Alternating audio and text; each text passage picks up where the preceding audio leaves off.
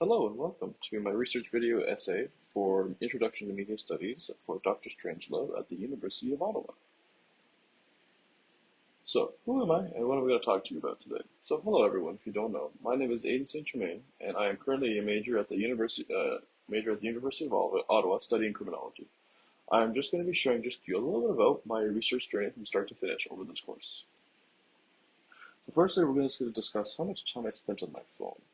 So roughly over the course of 10 field reports, we had to do an average estimate of how long we spent on our phones each day. And as a part of my media journey, I looked into the phone media usage, and I spent about 1.35 hours a day on my phone over the course of the 10 field reports required. And what sort of resources or various discourses did I use? So I used many methods of discourse in my research journey to help support my research. I will use self-portraits to help visualize emotional depth in my work and to effectively communicate my message in my artworks.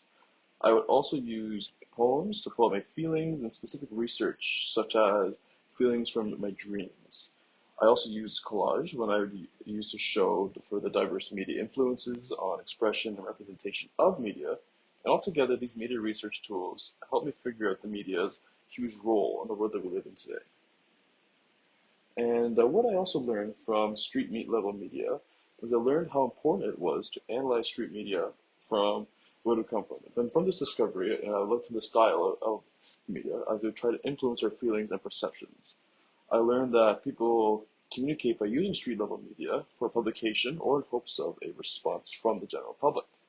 Many posters talk about either social issues that are not really presented by mainstream media, but of course presented onto a side view. And many people use it as a way to communicate their feelings about these political issues or any other issues they have that may not be covered throughout the general media arts. And what I also learned about through various artworks. So something I learned about making artwork is a very consumer versus creator side.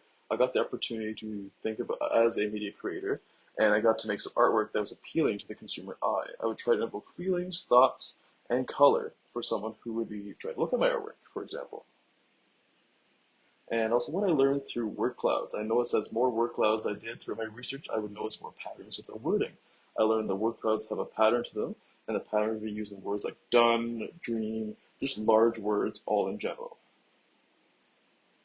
And what I learned through my research journey as well. So one big thing I learned through my media journey was how important media is to our society. I learned that it plays a huge role in how we dictate our decisions and also how important it is for the information to be communicated to us, the consumer.